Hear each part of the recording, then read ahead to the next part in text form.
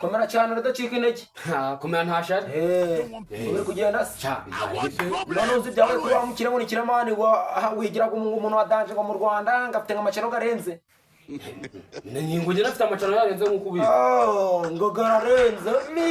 ubu ngubu arasamye meze nka Zebidiya hagaze cyane zarengeye ntabwo bamenye n'iki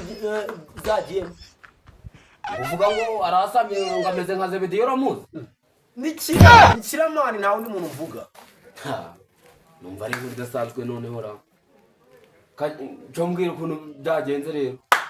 cyano bagiye barakoba ya mbere baraheha kabiri baraheha gatatu baraheha kane baraheha amarira afite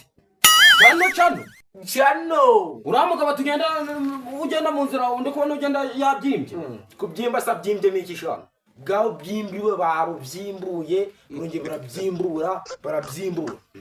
tehehe numva ari inkuru idasanzwe noneho ra Killaman agenda byimbye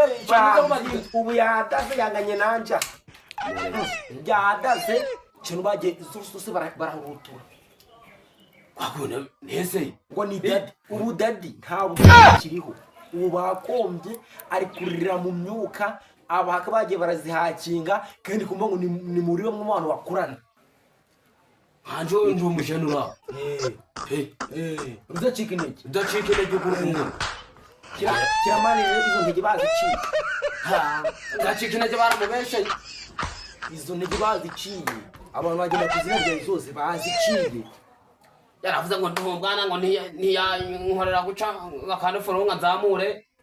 kiba namukorana amasengesho uzi ntashari yasenze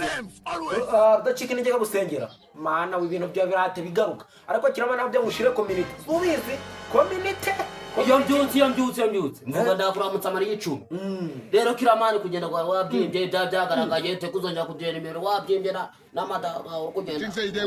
wabyimbye genda ujye mu bigori amasengesho genda bujyane aho ko Imana